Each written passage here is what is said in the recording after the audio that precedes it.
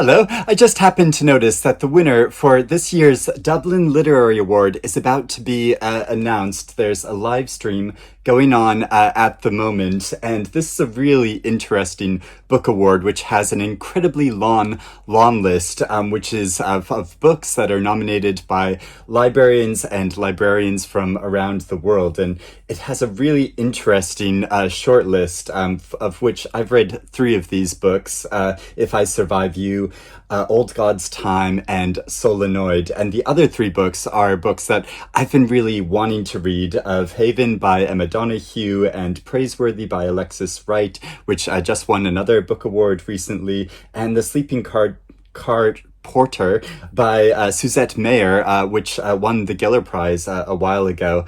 So yeah, I just thought it'd be fun to do a very quick reaction to which book wins. I mean, because I haven't read all of the books, I can't have like a full stake in what I think should win. But out of these books, I mean, I would say Solenoid is one of the most extraordinary novels that I have ever read. It's so fascinating in its ideas and its scope and its internal examination of really interesting and philosophical, while also having great bits of humor and wild leaps of the imagination. So yeah, that is the one that I'm really rooting for and hoping for. But yeah, I think the mayor is going to announce the winner soon. So I will turn up the sound and we can follow which one actually wins. I also like that there's some chat going on in the side here. So I've registered my hope that Solenoid will actually win. And it's a big crowd gathered. Translator Anton Her is one of the judges for this year's prize. Through its libraries has been at the helm of this award. It remains the most valuable prize in the world for a single work of fiction in English, transforming the lives of writers and translators, bringing them more recognition and allowing them to... Yeah, it's a very lucrative prize. I wish to acknowledge with deep appreciation the support of the many partners who helped bring this award to fruition. Our colleagues at the International Literary Festival Dublin, in particular May van Wylik, who has been more than patient with all of us in recent months, and her team, the DCC Arts Office, and our hosts in the Parks Department. Libraries all over the world, bookshops, publishers, embassies, and I have to say the library team here in the city have been amazing. So a final thank you to libraries our and UNESCO bookshops. team, Anne-Marie Kelly, Linda Gilbraith and Catherine Neville. Thank you very much.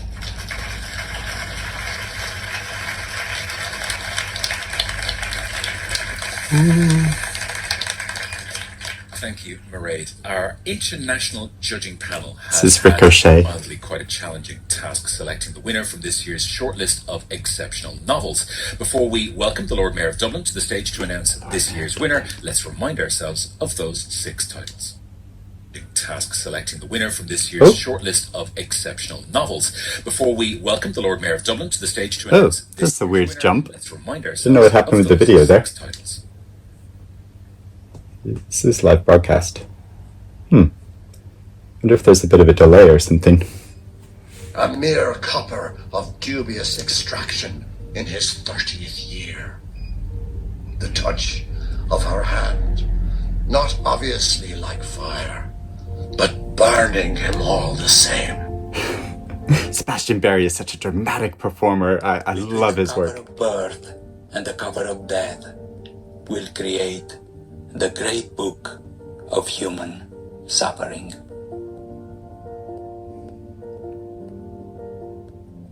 The prior's bright granite eyes are fixed on the peak.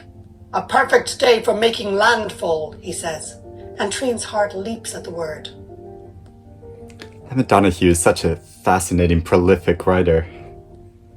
Of course, the difference between exiles and my parents, in fact, the difference between me and my parents, is that my parents have a homeland to which they can return.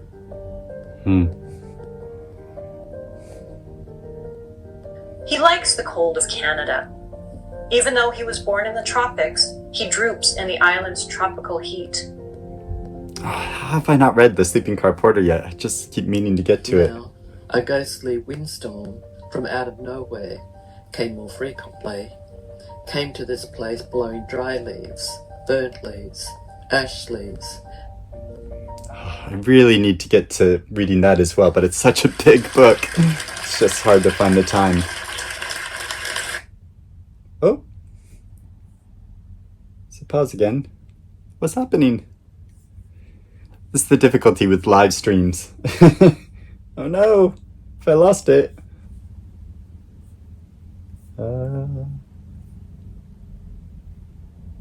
Where's it gone? Oh gosh.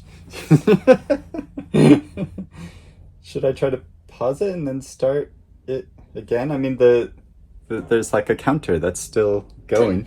Oh, it gives me great there pleasure he is, the to Lord announce Mayor. This year's Dublin Literary Award winner. It's happening. First of all, I'd like to once again thank all of Not our quite judges yet. who Always lots of for thank all their yous. commitment in selecting the winner from a long list of 70 books. So we might just give them a big round of applause for the commitment. Woo!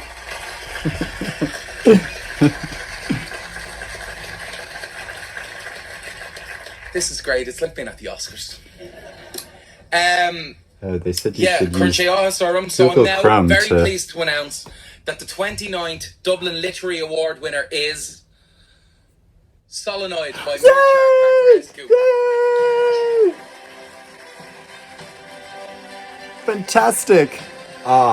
I know it won like a LA Times Book Award as well, but I'm so happy to see this book get more recognition. It should have been nominated for the International Booker Prize, but because of publication being published in the UK, I don't think it's actually been published in the UK properly, and so I don't think it was eligible for that award, which is just crazy because it's such a brilliant book. Honestly, read it. It's another really big, long, chunky book, but it is so worth taking the time with it because it's filled with so many fascinating ideas and really weird introspection of this central character.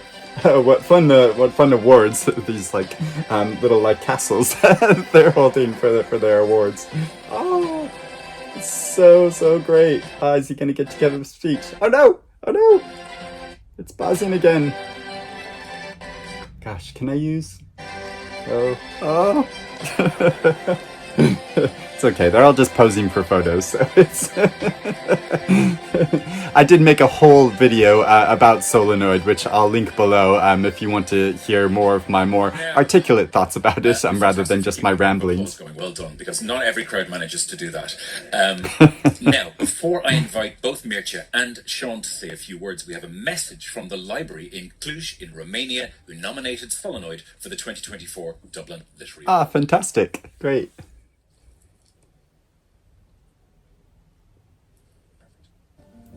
With a history of more than 100 years, Octavian Goga Cluj County Library is one of the largest and most appreciated Romanian public library. Libraries play a very important role in Romanian society. The public libraries are not longer just places for reading or for study. They are welcoming spaces where members of the local community meet, work together, and find solutions to their problems. Mircea Cartarescu Solenoid is a unique literary work. It is an unforgettable and overwhelming reading experience. Absolutely. It is more than an introspection of thoughts. And, as Gabriel Liceanu said, once you read it, you stop being an ordinary reader. This award is a wonderful opportunity for us to show support and appreciation to all writers. And, from my knowledge, this will be the first time a Romanian public library contributes to an award being won by a writer. Yay! That's lovely.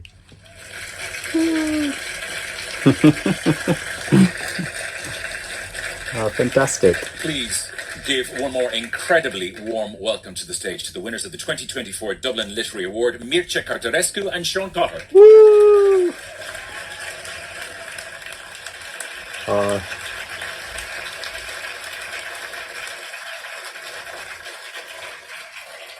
don't think I've ever heard him speak before. Dear friends, today I have the extraordinary honor to receive a great literary prize in Dublin, a city on the mental map of every writer in the world, because every one of us owes something to Swift, to Yeats, to Joyce, and to many other great names of Irish literature. I will begin by offering my gratitude to those people who make the Dublin Literary Award possible. Its patron, Lord Mayor of Dublin, Donoghue de Rochta, the Dublin City Council and its Chief Executive, Mr. Richard Shakespeare, and the Dublin City Librarian, Mayr Owens, and staff of Dublin City Libraries. I also thank my compatriots at the Octavian Goga Library in Cluj, who nominated me for this prize. I thank my editor, Will Evans, director of Deep Vellum, publisher of Solenoid, and Sean Cotter, Such a great the novel's publisher. translator.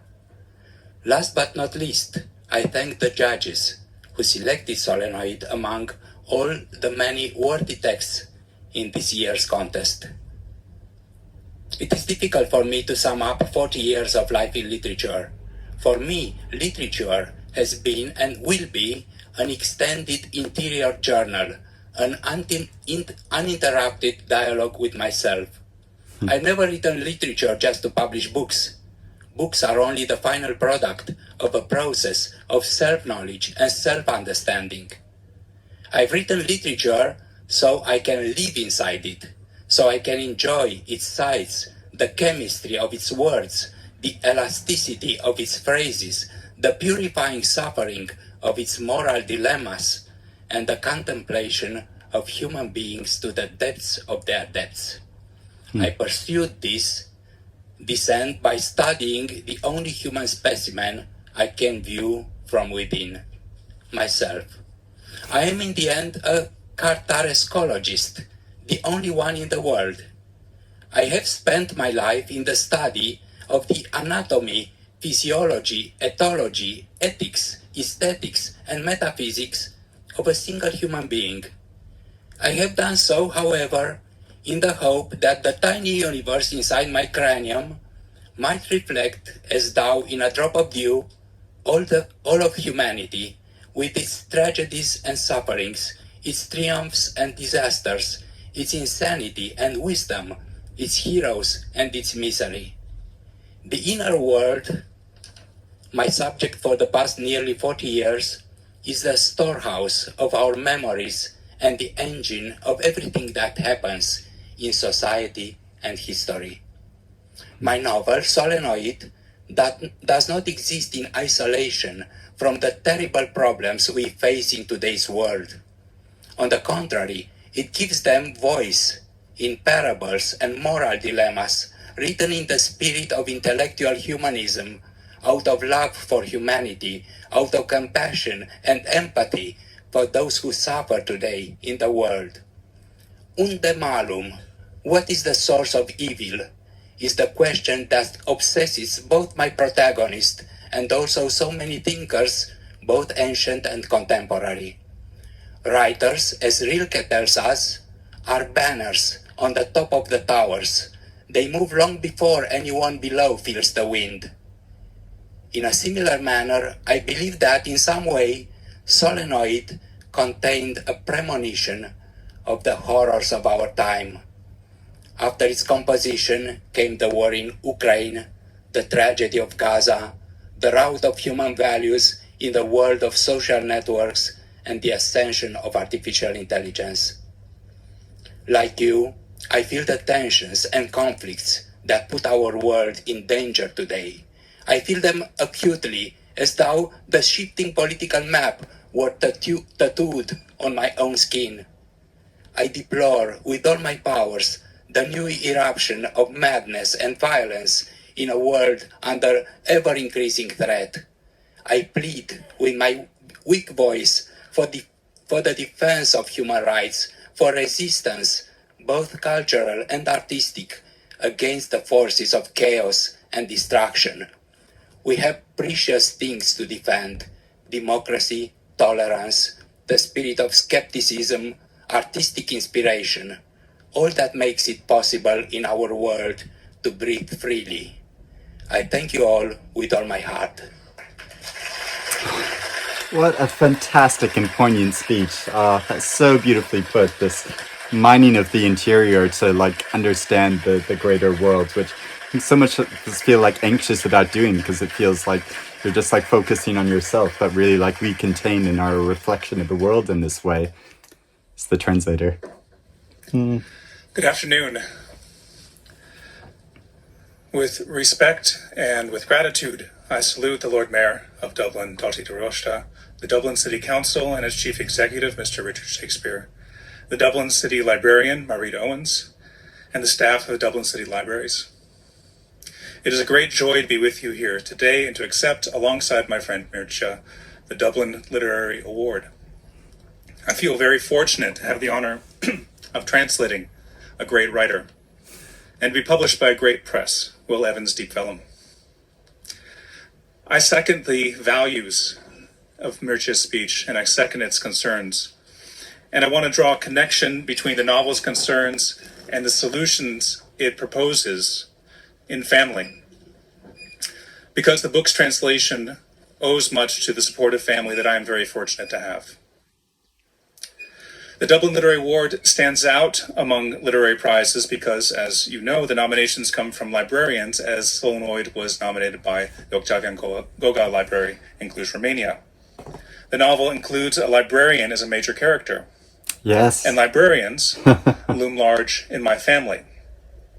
My mother ended her academic career as a librarian. My first job in college was in the school library.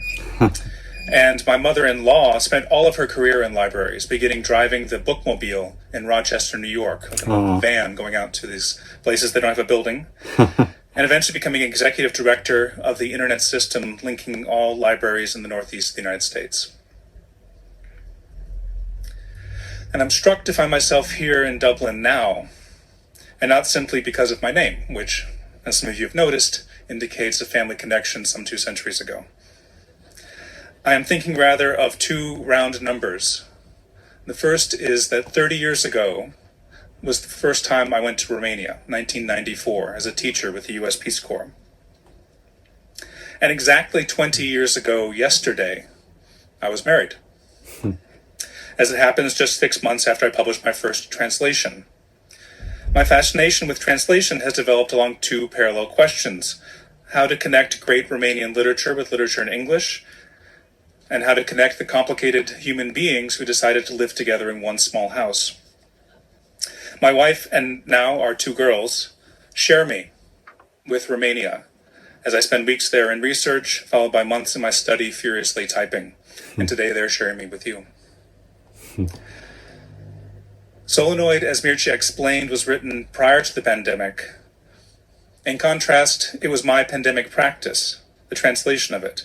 It was even my pandemic salvation. The novel asks, among other questions, whether the illusions of literature provide an escape from our daily confinements.